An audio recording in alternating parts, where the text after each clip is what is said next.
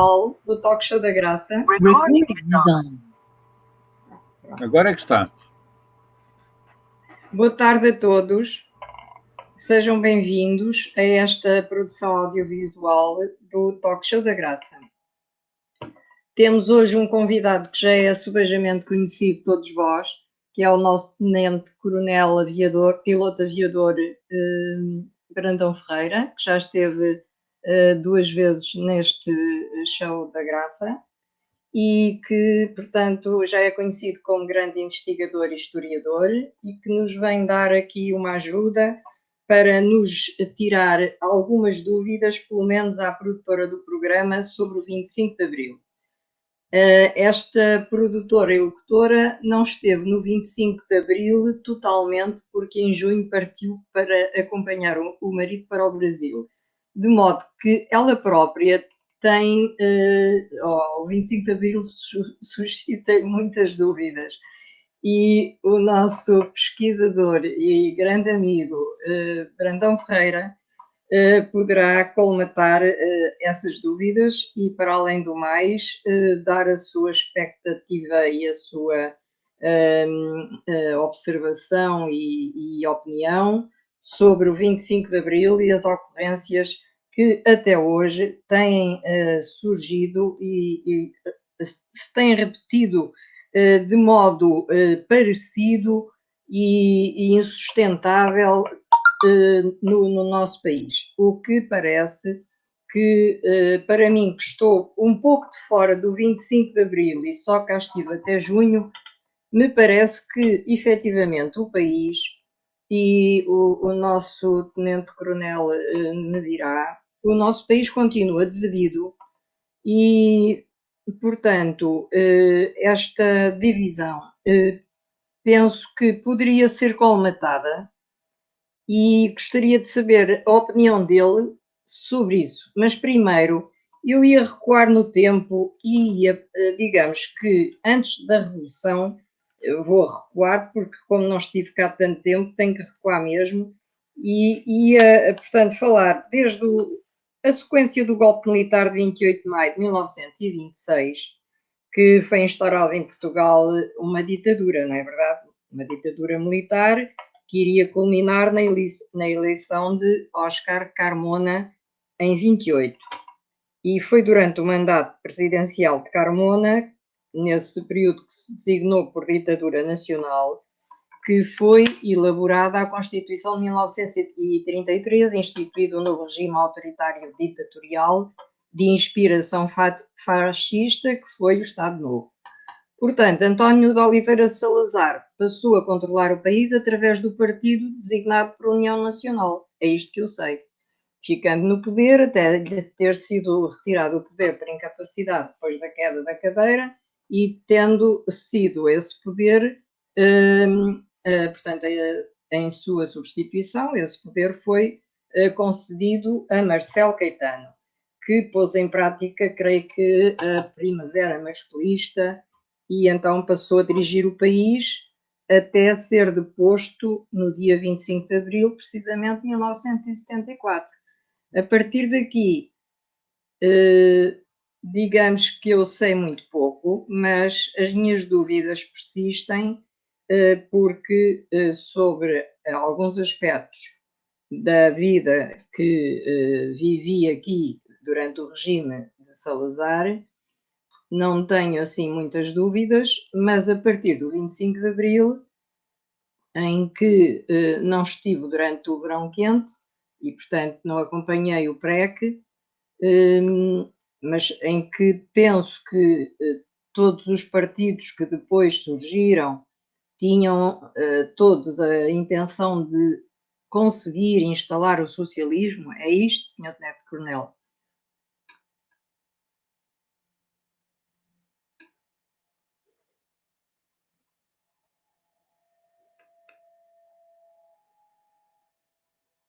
Eu não tinha o microfone ligado. Boa tarde a todos. Não era isso, mas tornou-se quase só nisso. Mas isso, lá iremos. Pronto. É porque há muitas nuances E há uma dúvida que eu tenho.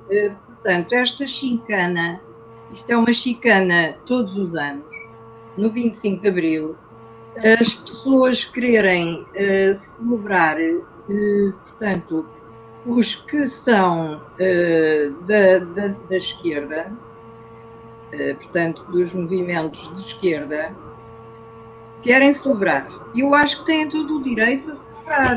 E se o 25 de Novembro existiu, porque é que não se há de instituir também uma celebração para o 25 de Novembro? Gostava da sua opinião sobre este aspecto. Está bem, mas fica essa para o fim, está bem? Está bem, vamos tentar pôr aqui um pouco de ordem na coisa, começando do princípio. Deixe-me fazer uma pequena retificação, quer dizer, retificação, em termos da minha ideia ou da minha opinião, sobre duas coisas que disse no início, relativamente ao 28 de maio. O 28 de maio era preciso fazer um programa só sobre ele. O 28 de maio, de facto, foi instituída uma ditadura militar. E foi instituída uma ditadura militar porque suspenderam formaram eles próprio governo e suspenderam a Constituição que estava em vigor, que era a de 1911. Isto é preciso ter algum preciosismo aqui na questão factual dos termos. Depois implantou-se uma ditadura, essa ditadura militar, em simultâneo houve uma ditadura financeira desde que o professor Salazar entrou para a pasta das finanças, e depois também se instituiu se pode dizer isto desta maneira, uma ditadura política entre 1932 e 1933, que foi o período, já no governo dele, que ele foi para o governo em 1932, até a entrada em vigor da Constituição de 1933. A partir da entrada em vigor da Constituição de 1933 não se pode falar em ditadura.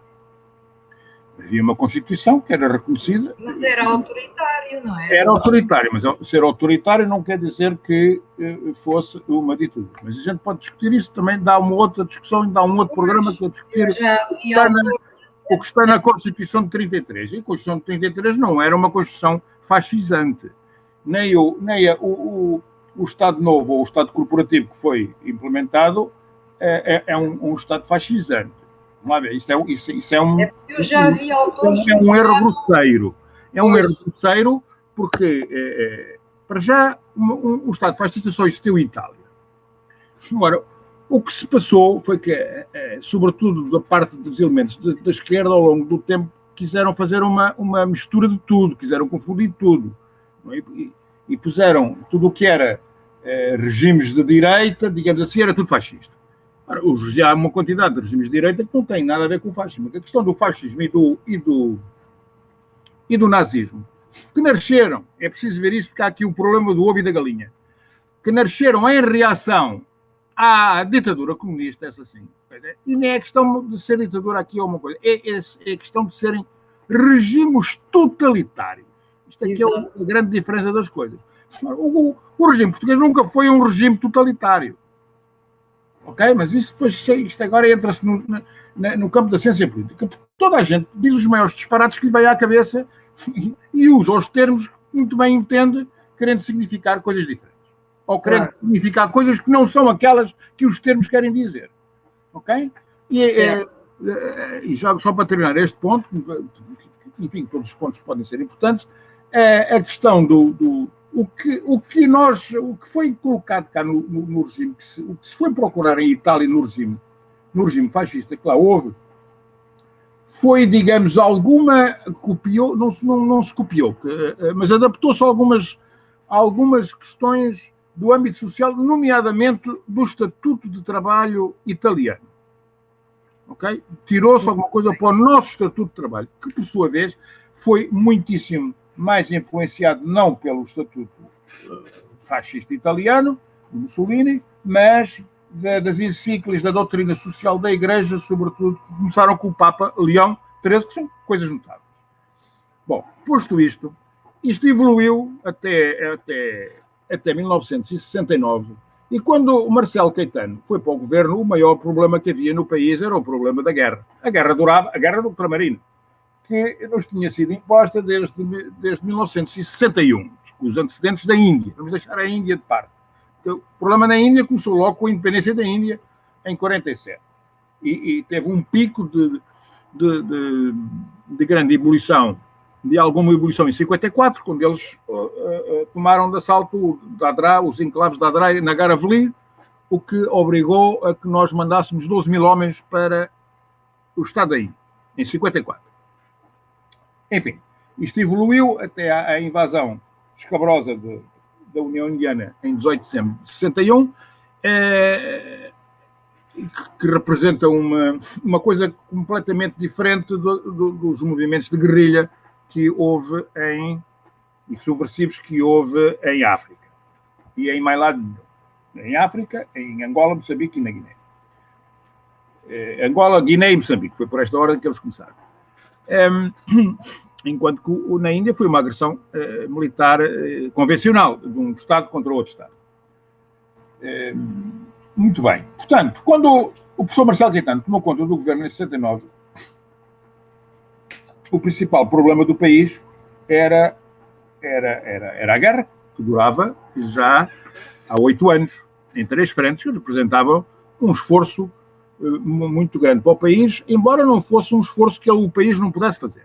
Claro. Porque a guerra foi durante até ao fim, foi uma guerra barata e foi uma guerra que nós tínhamos capacidade de sustentar em todos os níveis. Inclusive, também fabricávamos material bélico. Também fabricávamos material, porque a tropa portuguesa, ao contrário do que aconteceu depois do 25 de Abril, entrou a implementação do Estado Novo até 1974, foi sempre a crescer e sempre a reforçar-se. E nunca tivemos umas forças armadas tão poderosas e tão alargadas desde o tempo do Dom Afonso Henriques. É bom que se tenha noção destas coisas. Eventualmente poderemos confrontar isto, só ter isto em termos de comparação com a Marinha Nacional, nem sequer era o Exército e a Marinha, mas a Marinha Nacional, no tempo do Manuel I. Mas, que era a maior marinha do mundo. Ora, o professor Marcelo Caetano fez uma grande asneira política relativamente à guerra. É que introduziu a dúvida. Introduziu a dúvida e isto foi fatal para ele, para a guerra e para o país. Introduziu a dúvida. O professor Salazar, se tinha dúvidas, guardava-as para ele.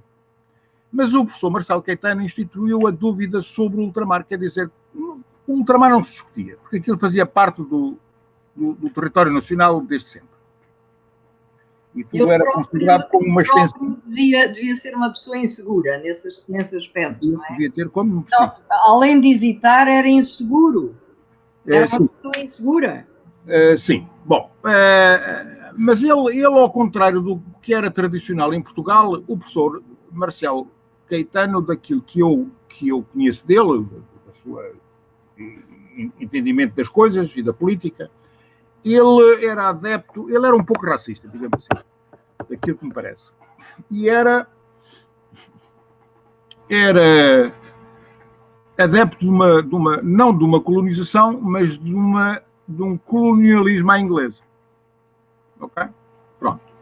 E depois estava muito assoberbado aqui pelos eurocratas, aqueles que já nessa altura em Portugal queriam abandonar o ultramar porque achavam que aquilo era um fardo e nunca perceberam muito bem o que andavam cá a fazer e portanto, queriam-se meter de cabeça na então Comunidade Económica Europeia e abandonar a África. Mas a questão da dúvida foi mortal, porque ele não conseguiu impor a sua via entre, digamos, aquilo que se considerava os ultras e os liberais.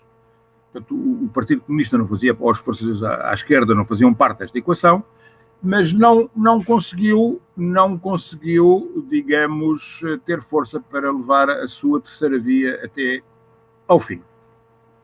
E entrou aqui numa série de... Nós continuávamos a manter laços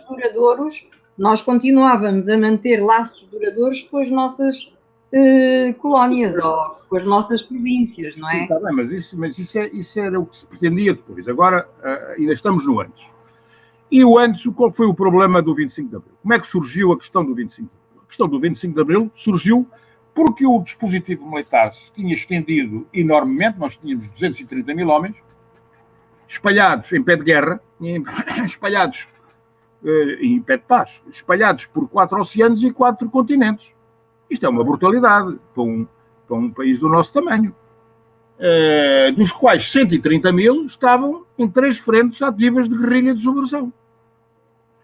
Ora, isto quer dizer o quê? Quer dizer que é preciso uma quantidade, é preciso muitas coisas para manter um exército, uma tropa destas a funcionar, e uma das coisas que é preciso ter é oficiais. É preciso ter oficiais, é preciso ter sargentos, é preciso ter praças, mas é preciso ter oficiais para os comandar e enquadrar. Ora, e oficiais do quadro permanente.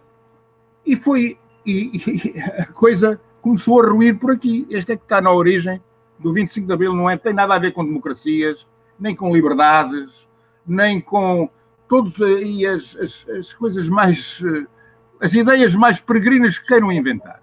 Isto é um problema, começou por ser um problema interno, corporativo, militar, onde, aliás, os militares tinham razão. Os militares do quadro tinham razão, que isto foi tudo muito mal conduzido por parte... Mas não foi conduzido com má intenção, é preciso resolver isto. Talvez as pessoas na altura que foram apanhadas por isto, e eu na altura era cadete da Academia Militar, acompanhei a esse nível tudo aquilo que se foi passando, e depois já li, já falei com muita gente não metida nisto, e daí para cá. Talvez esta questão de não ser uma má intenção do que estava a fazer por parte do governo não foi tida, digamos, em conta por quem iria sofrer na pele isto. Porque isto, e já lá vou chegar ao fim deste meu raciocínio. Ora, não havia as academias, a Academia Militar, não havia a Academia da Força Aérea e a Escola Naval, mas sobretudo a Academia Militar, porque a Marinha nunca sofreu muito disto. Porque a maior parte da Marinha não tinha oposição no mar, quer dizer. A Marinha, para participar verdadeiramente na guerra, teve que fazer renascer logo em 61, através do Almirante Quintanilha e Mendonça Dias, que era o Ministro da Marinha de então, o Corpo de Fuzileiros da Armada, que está agora a comemorar 400 anos de existência, mas durante muito tempo não existiu. Ele foi fundado, julgou, em 1622, mas depois depois deixou de existir durante algum tempo. Não vamos entrar agora nesses pormenores. Isso foi renovado em 1961. Pronto, para a Marinha, de facto, poder participar plenamente, ou mais plenamente, em todas as operações que foram desencadeadas nos 3 teatros.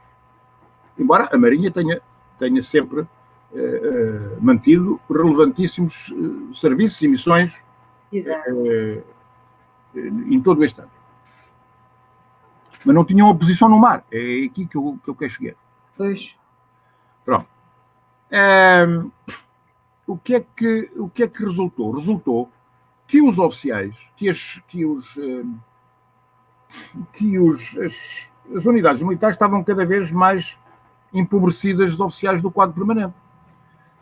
E, sobretudo, de capitães, tenentes e alferes, mas, sobretudo, capitães e tenentes. Porque a Academia Militar não alimentava as necessidades aumentavam todos os anos e o número de candidatos e admitidos cada vez era menor. Eu posso lhe dizer que o ano horribilis da Academia Militar foi o 1969, onde entraram 33 cadetes para todos os cursos, para o Exército e para a Força Aérea. Ora, não se consegue manter uma guerra destas, com tantos efetivos, com 33 novos oficiais, eu volto a avisar, para todo o Exército e toda a Força Aérea. E eu, quando entrei em 71, entramos 96. Havia 10 repetentes, ficámos 106. Dos 106, 30 desistiram. Foram-se embora. Mas este movimento é o movimento dos capitães, não é? É o movimento dos capitães porque já lá achei para explicar isso. Desculpa, leva algum tempo. Senão, nunca ninguém consegue perceber o fundo das coisas, ou o mínimo pormenor das coisas. Ora bem, como não havia oficiais para enquadrar isto tudo, foram sendo substituídos por milicianos. Que, enfim, que a maior parte deles portou os milicianos eram que vinham diretamente das universidades e do 7º ano dos liceus, e, portanto, eram enquadrados, eram preparados e enquadrados dentro das possibilidades que havia, e, de uma maneira geral, prestaram também muitíssimos, belíssimos serviços às Forças Armadas e ao país. Mas, quando o governo se dá conta que não tem oficiais do quadro permanente, o que é que vai fazer? Vai começar a tentar resolver o problema. E aqui é que nasceu o problema. E o problema, arranjaram-se dois problemas. Um problema foi com os oficiais milicianos que passaram ao quadro. E o problema foi com os oficiais do quadro que passaram, ou julgaram e iam passar a ser, digamos, prejudicados as suas carreiras pela entrada dos oficiais milicianos. Faço-me entender?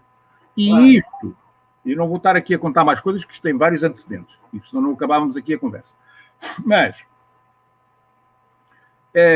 estes oficiais todos, isto culminou num decreto-lei, que é o Decreto-Lei 373 de 73, que é o busilis desta coisa toda. É a gota d'água que entornou o copo. Ok? E isto tem a ver com a passagem de oficiais milicianos ao quadro, mediante fazerem, em vez de fazerem 3 anos mais o tirocínio, faziam 1 ano. E iam ganhar a antiguidade da sua promoção ao FERS. Faço-me entender? Ora, quando passassem ao quadro, passavam à frente de uma quantidade enorme de capitães e de alguns majores. Por isso é que se chama o movimento dos capitães, porque no início quem ficou danado com isto foram os capitães. Porque os majores, os tenentes-coronéis e os coronéis e toda a gente, ninguém mexeu uma palha. Porque eles já estavam fora não eram afetados pelo decreto-lei. Faço-me entender? Claro. Pronto. Eu lembro-me da cena que se passou, que eu estava em Santa Margarida, nesse dia em que saiu o decreto-lei, não é aquilo, a atmosfera gelou. A atmosfera, aquilo ficou uma coisa pavor. O professor Marcelo Caetano nunca se apercebeu disto. Ele também não era muito dado às coisas castrenses. Mas o principal responsável por isto foi o Ministro da Defesa, que era o General Saviana Rebelo. Que, digamos, isto foi discutido dentro do governo. E o Ministro da Marinha, na altura, eu só soube isto muito tempo depois, o Ministro da Marinha, na altura, que era um tipo muito respeitável, foi um excelente Ministro da Marinha, que era o Pereira Crespo, deu em Conselho de Ministros a solução do problema. A solução do problema foi uma solução depois adotada, por exemplo, pela Força Aérea, a seguir ao 25 de Abril, com os pilotos que tinham milicianos. Quer dizer, não os meteu no quadro, criou um quadro paralelo que ia até tenente-coronel ou coronel. E, portanto, no Exército tinham resolvido Solucionou de qualquer maneira o assunto. Pronto.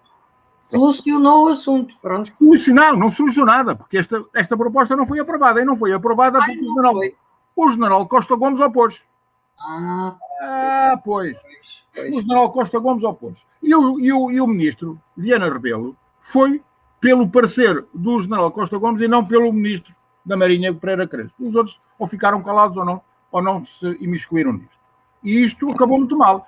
E foi isto que explotou o movimento dos chamados o movimento dos capitães.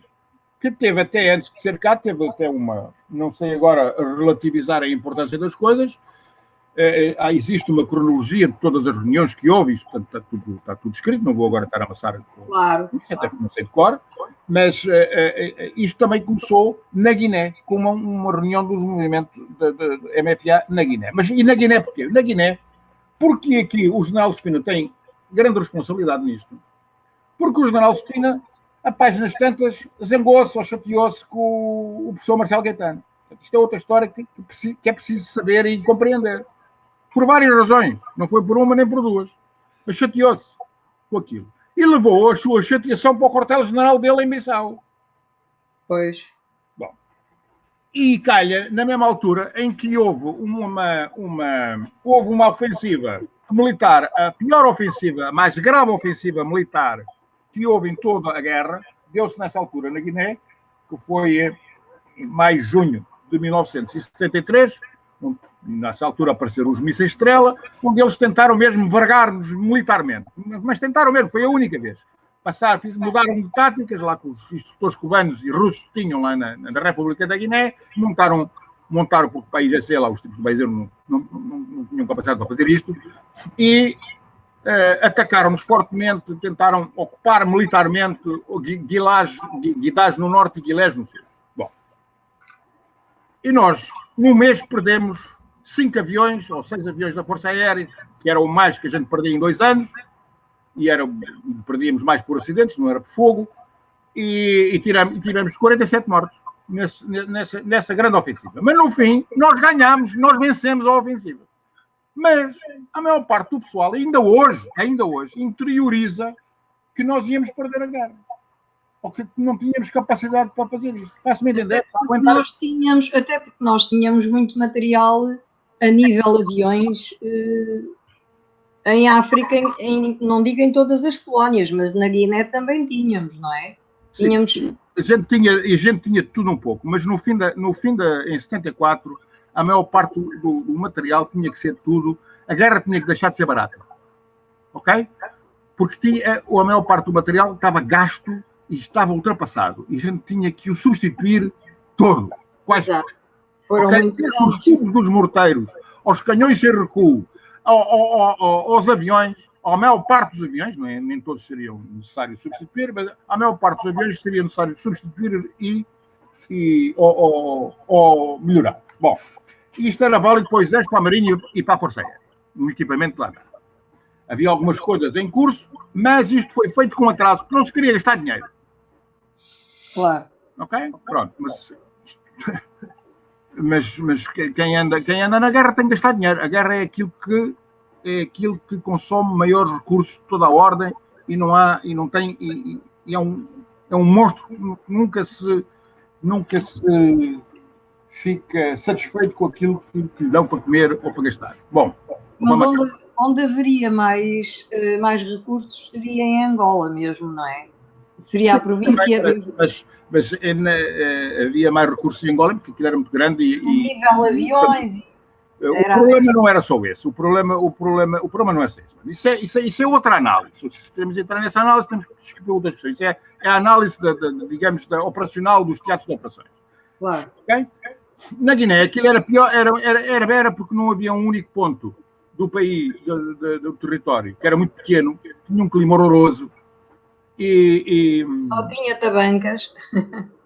Pois, aqui era mau sobre todos os aspectos. E era vulnerável sobre muitos aspectos. Muitos rios e muita umidade. Muita complicação. O problema logístico de abastecimentos, aquilo era facilmente, eles podiam facilmente entrar e sair, bate e foge, e era um território muito pequeno. Aquilo era, digamos, em termos operacionais, era o pior teatro que nós tínhamos. Mas politicamente, possivelmente, não era o pior teatro. Politicamente, o pior teatro era Moçambique. Mas isso é outra discussão e outra análise. Bom, vamos lá ver as origens do 25 de Abril, que é o tema da conversa. Exato. Isto originou esta contestação interna. E depois também seria interessante até explicar porque é que isto revoltou tantas pessoas. Mas, enfim, nós não temos tempo para discutir tudo. Isto é que está na origem do 25 de Abril. E, ao mesmo tempo, quer dizer, o governo recuou mal, e tarde e tropo. E quando recuou, o Marcelo não quis dar uma de fraco e, portanto, disse que só recuava quando deixando passar um tempo e mudasse de ministro, que é para não perder, faço-me entender. Portanto, isto tornou-se uma bola de neve. E depois várias pessoas começaram a levar isto para o campo político. Bom, e havia muita gente, em nível militar, ou que já não acreditava na guerra, ou que estava farto de ir para a guerra. Curiosamente, aqueles que aparentemente estavam mais fartos de ir para a guerra eram os que tinham ido menos, porque aqueles que já tinham 2, 3, 4 missões nunca se queixaram da guerra, mas os mais novos é que se começaram a queixar da guerra. Está a ver? Há aqui coisas engraçadas para ver, para analisar. Bom. E isto também tem muito a ver com, digamos, o desgaste psicológico que 14 anos de guerra dão e com a subversão feita pelo Partido Comunista e algumas forças também do chamado reviralho fizeram dentro das universidades portuguesas, que contaminaram muitos dos rapazes que depois iam enquadrar as unidades em termos de de oficiais milicianos e subalternos, oficiais milicianos e subalternos. E alguns depois passaram a ser capitães, porque a falta de oficiais era tal e tanta que passámos a fazer aquilo chamados os capitães por veta, que eram oficiais milicianos que eram promovidos a tenente e depois eram reconvertidos com um curso à pressa para lhes darem uma coisa e depois tinham que fazer ainda uma outra comissão como capitães, quer dizer, que era um esforço diabólico metido nas pessoas que ficaram sujeitas a esta situação. E as pessoas desconhecem, eu desconhecia inteiramente isso. Pois, mas o quadro é vasto. O quadro é vasto. Há muita coisa que concorre, poucas. As coisas não acontecem por acaso. Claro. Okay? Agora é preciso saber e é preciso saber interpretar. E aqui é diferente, porque eu olho para estas coisas de uma maneira, a senhora olhará de outra, quem estará a ouvir, cada um terá a sua ideia, porque ainda por cima em Portugal cada cabeça a sua sentença, e depois a ideologia maldita e as coisas e as tendências políticas inquinaram tudo e inquinam tudo de uma maneira desgraçada. Não, eu para mim acho que foi desde o início um problema corporativista, não é? Aqui nem se pode chamar um problema corporativo, que ninguém estava a reivindicar alguma coisa que não tivesse direito. Eu era ser prejudicados na sua carreira. Aqui, exato. Ok? Exatamente. E nem sequer era preciso. O governo estava numa emergência grave porque não tinha oficiais, mas quer dizer, não podia estar a resolver o problema à custa dos outros, que cá estavam a cumprir também as suas missões. Portanto, isto não se pode tratar uma instituição, uma força armada desta maneira. Quer dizer, eles não fizeram aquilo, digamos, eu vamos pôr as coisas dessa maneira, daquilo que eu conheço, os intervenientes, daquilo que se passava antigamente, etc. Eu julgo que não fizeram isto assintosamente, nem com a ideia de ferir, porque se havia alguma instituição, ao contrário do que aconteceu depois, e que acontece hoje, antes do 25 de Abril, a instituição que era mais preservada, digamos assim, e que andavam nos pinkers, era a instituição militar. Claro. Mas escasseava, portanto, o pessoal... Ora bem, portanto, este foi o cerne da coisa. Bom, e de reunião em reunião a coisa foi extremando até que resolveram fazer um golpe de Estado. Ora, um golpe de Estado não é a mesma coisa que a gente combinar uns amigos e ir ali à esquina beber um café. Claro. Bom, e lá prepararam o golpe de Estado. Houve ali um ensaio que correu mal, que ainda hoje não se sabe exatamente todos os contornos, que foi o episódio das Caldas. Ok? E isto andou devagarinho e só havia, digamos, tropa metida nisto. Havia contactos com outras forças políticas, etc. Mas eu estou convencido, por exemplo, que o Partido Comunista, que veio depois a mandar na rua, só apostou nisto verdadeiramente depois do 16 de março. Até lá eles nunca se puderam nisto, até sempre consideraram o exército como um esteio do regime, um pilar de defesa do regime. Para eles era a teoria leninista de que o povo é que ia fazer uma revolução e tal, e cooptavam os militares para dar uns tiros e faziam lá um levantamento das massas, etc. O que é que acontece? E o próprio general Spínola e Costa Gomes também foram contactados tarde para esta coisa. E no meio disto tudo, antes disto, ainda houve uma tentativa do general Causa de se aperceber do que é que estava a passar, de dar ele um passo em frente para tomar conta da situação. Faço-me entender? Não tem nada a ver. Isto não tem nada a ver com o Nogórdio. Isso não tem nada a ver com... Não, isso é uma operação que houve quando ele era comandante no norte do Moçambique. Não tem nada, rigorosamente nada a ver. É uma coisa aqui feita em Lisboa. Que ali, portanto, o general Causa também não se dava com o professor Marcelo. E ele com ele. Isto é preciso perceber depois aqui quem se dá com quem. Porquê? Porque a principal razão é que o general Causa foi quem desmontou, digamos, quem deu força ao professor Salazar para ele resolver o problema do golpe do Botelho Muniz em 1961, onde o próprio Marcelo estava metido com o antigo Presidente da República, Carvalho Lopes. Faço-me entender. Certo. Portanto, isto é preciso perceber isto. Vem tudo do Foi uma das passado. razões, porque o professor Marcelo foi logo buscar o general Costa Gomes, que estava metido também na coisa, e fez dele 100 que foram. O general Costa Gomes também não ia à bola, não se davam com o Causa. Portanto, é preciso perceber estas linhas de força todas que havia, porque isto teve toda uma grande importância. Claro. Okay? Bom, mas ao fim de muitas e porfiriados esforços, lá fizeram um documento, porque isto houve muitas, dentro do próprio movimento das Forças Armadas, houve várias tendências e houve muito choque. Portanto, houve aqui uma grande dificuldade de entendimento. Portanto, aquilo, a ideia que me dá é que estava tudo muito colado com o custo, como se viu depois.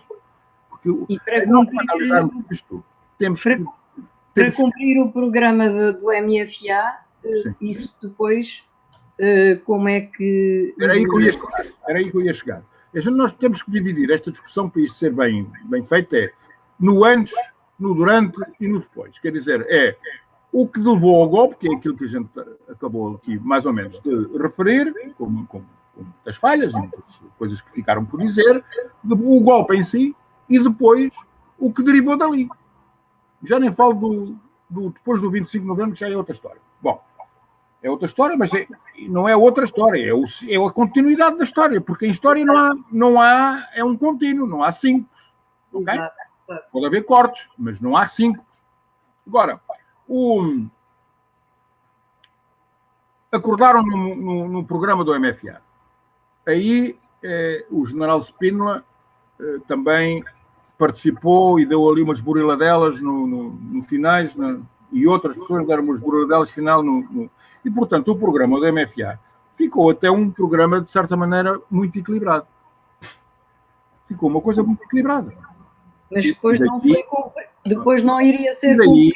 E daí, digamos, até uma certa aceitação generalizada que teve no país. Ok?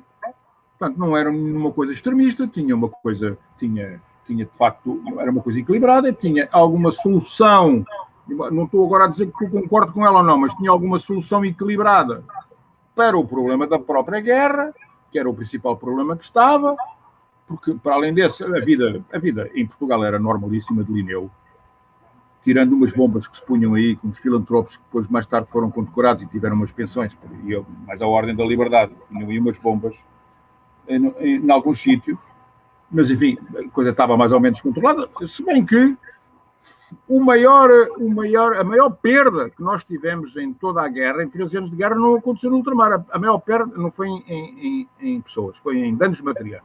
Não ocorreu nem em Angola, nem em Moçambique, nem na Guiné. Ocorreu em tanques. Salvo erro em 71. Puseram lá umas bombas e uns senhores da ARA, que era uma espécie de braço armado do PCP, puseram umas bombas num hangar em tanques e destruíram 20 e tal aeronaves. Que era uma coisa que nos fazia muita falta em África. Mas, enfim, exato. Eu não vou classificar essa ação, deixo a quem está aí a ouvir-me para classificar, mas,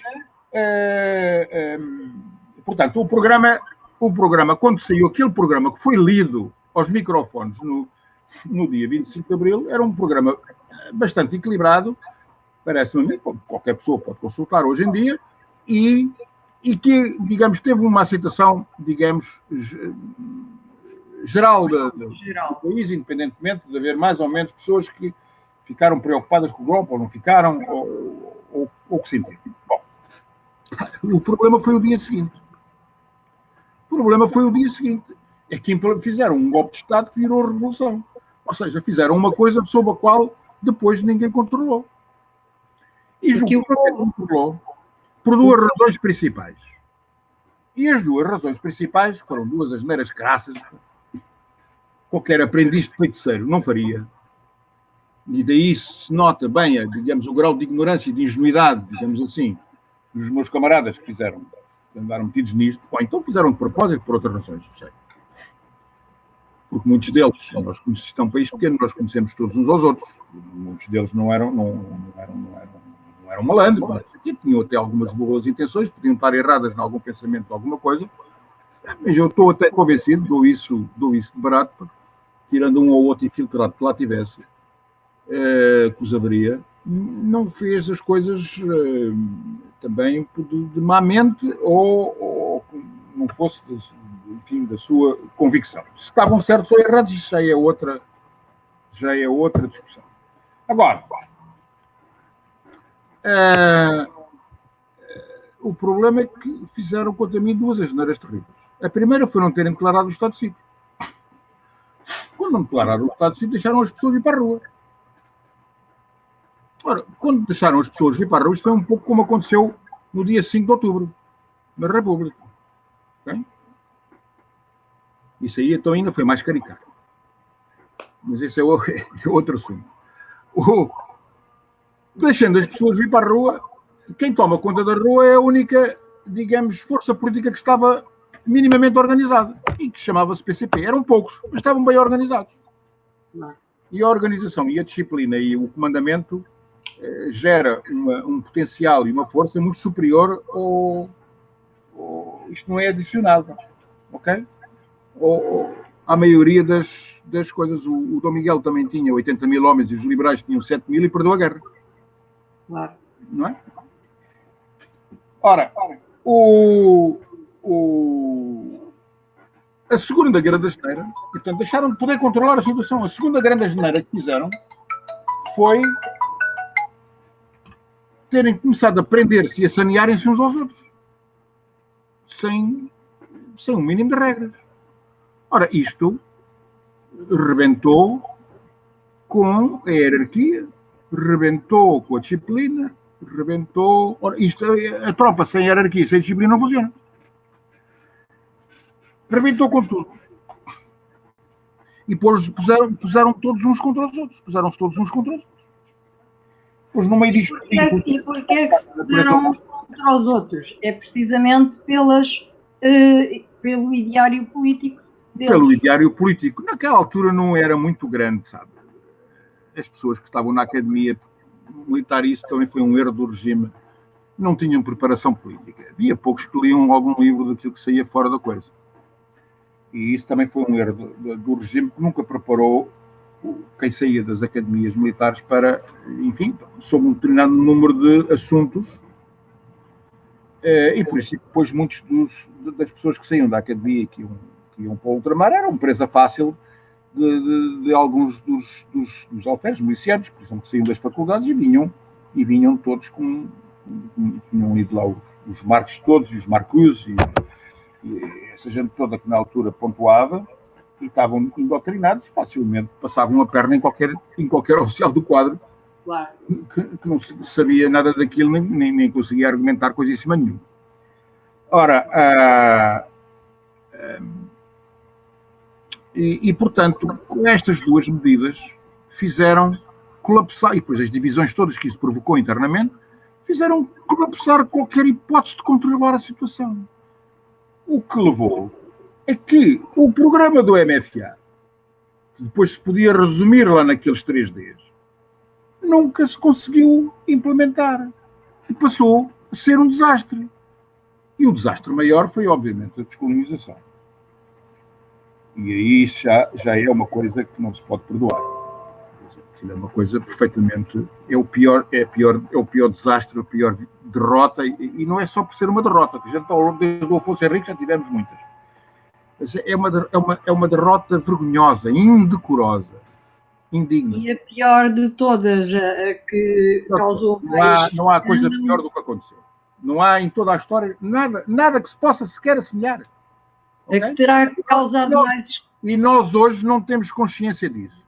Mas há algum, sobretudo nos portugueses mais antigos, mesmo que não queira ter consciência disso, como viveu esta coisa e viveu a transição, mesmo que ele não queira, está lá. Está lá no subconsciente. E isso é já um dos problemas que existe naquilo que me disse sobre a minha opinião daquilo que ainda hoje está tudo dividido. Pois claro que está tudo dividido. Porque a história está toda mal contada. E a história oficial está toda mal contada. Portanto, isto nunca... os ânimos em Portugal nunca podem serenar, por mais que o Presidente da República faça os discursos de inclusão, ou de perdão, ou de não sei o que seja. Porque a gente não pode ser... Nós não podemos viver baseado em mentiras. E então Não é possível. E qual é a solução para este drama nacional? A solução agora não há. A solução tinha que ser feita na altura. Tinha que ser feita a seguir ao 25 de novembro. Não foi. A solução é que se tinha que julgar quem se portou bem e quem se portou mal. E o portar bem ou o portar mal não tem a ver com ser do partido A ou partido B da ideologia. É sobre aqueles que se portaram sob os ditames da virtude e da honra e os outros. E outras coisas. Há gente que se portou muito mal e nunca foi julgada por isso e nunca sofreu por isso. E, portanto, o que é curioso é que a instituição militar foi a instituição nacional e o grupo profissional nacional que mais perdeu com o pós-25 de Abril, que aconteceu a seguir. Foi aquela que foi a instituição que mais sofreu e ninguém tem noção disto. Foi a que passou a ser mais atacada, a mais vilipendiada, a mais reduzida, a mais transformada e continua até desaparecer. Porquê? Porque os militares saíram disto tudo, saíram do 25 de Abril, do PREC, sobretudo do PREC, e do 25 de Novembro, saíram de mal com o país inteiro e com eles próprios. E isto são militares, e os militares nunca quiseram tomar consciência disto. E nunca fizeram a sua autocrítica revolucionária, soi-disant. Faço-me entender? Nunca tomaram isso. Nunca se dividiu o trigo do joio. Nós não podemos misturar água com azeite, muito menos misturar água com sódio. Ora, o que querem fazer é misturar água com azeite. Não é possível misturar, são coisas diferentes. Vamos então deduzir que só daqui por várias gerações é que poderá haver uma alteração a esta situação. Sim, porque nós não arrumamos as coisas estão debaixo do tapete, mas não estão arrumadas ainda. Hoje não resolvemos o problema da Guerra Civil em 1934. E o problema da monarquia e da República também não está resolvido. Então, mas a nível governamental... Nós não arrumamos as coisas. A nível governamental não é possível fazer nada para que as coisas mudem? Como é que quer que seja possível a nível governamental irem defender coisas dos quais as forças políticas que estão envolvidas cometeram erros ou fizeram asneiras e eles dizem que isso foi uma grande coisa? Isto é impossível. Compreende? Isto não tem solução. Nem o tempo. O tempo não soluciona. O tempo minora, mas não soluciona. Porquê? Porque, digamos, a história é feita pelos vencedores e raramente sem o contributo dos vencidos. Portanto, vamos ter todos os anos esta chicana. Claro, não vai parar. De que aqueles não vai parar, quer dizer, só vai parar um pouco, porque agora o pessoal todo tem de 40 anos para baixo, então já não sabe o que é o 25 de Abril. Claro que não. Não tem uma noção, nem quer saber. Exato. Até porque não estuda história, não estuda coisíssima nenhuma, o que ensinam nos 12 anos, eu não sei o que é hoje em dia um jovem a fazer na escola durante 12 anos, no liceu, mais os 4 anos, não sei o quê. Não sei o que é que lhe ensinam. Mas eu penso que os governantes alimentam esta guerra nefanda porque fazem discursos no Parlamento defendendo, portanto, o desfilar no 25 de Abril das forças de esquerda. E então as de direita também deveriam ter a possibilidade de se, digamos, revelar. Doutora Graça, enquanto nós continuarmos com esta história da esquerda e da direita, a gente não tem país. Pois, mas existe. A gente quer ter um país? Até dizem que o PCP é como se fosse a substituição, ou poderá substituir a área da extrema-direita, não é? O PCP como? O PCP é muito... Há muitos observadores que dizem que o PCP poderá ocupar a área da extrema-direita. Como dizem que hoje o Chega poderá ocupar a área do PCP. Portanto, há aqui raciocínios cruzados e nós próprios que observamos de fora não percebemos este enquadramento. É difícil perceber. Eu peço desculpa, mas neste âmbito, isto é muito claro. A gente pode inventar tudo o que quiser. O PCP era um país, não havia partidos no Estado Novo. Os partidos estavam proibidos, como tal. Havia umas associações e, portanto, o Partido Comunista estava proibido desde o tempo da República, ou do tempo da ditadura. Não é de agora, atenção, não era do tempo do Estado Novo. O PCP foi criado em 1921 e desde esse tempo tornou-se, digamos, uma sucursal do PCUS, que é o Partido Comunista da União Soviética. Exato. E do Comintern, que era uma organização comunista internacional, porque o comunismo é um movimento internacionalista que quer impor a doutrina, ou queria impor a doutrina, quando havia isso, a doutrina comunista no mundo inteiro. Era uma espécie da Revolução Francesa. Isto não tem nada de novo. A Revolução Francesa também quis impor o ideário da Revolução Francesa em toda a Europa. E a Europa era, digamos, basicamente o mundo na altura, mal comparado, só dizendo. Mas o PCP agora é um PCP do México.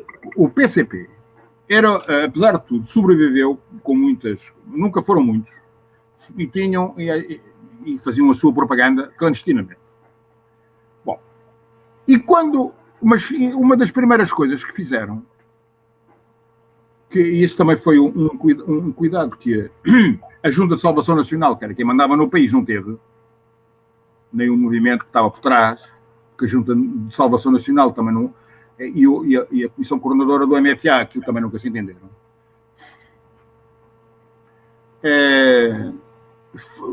Portanto, nunca tiveram cuidado com quem se tinha portado à margem da lei, digamos assim, de certa lei, e imediatamente legalizaram o PCP. Bom, o PCP viu aí a sua grande oportunidade da vida e tomou nas mãos e cavalgou o poder. De tal maneira que o governo do Vasco Gonçalves, que agora querem comemorar, devia ser um dos poucos infiltrados lá do MFA que havia, que já sabia o que lá andava a fazer,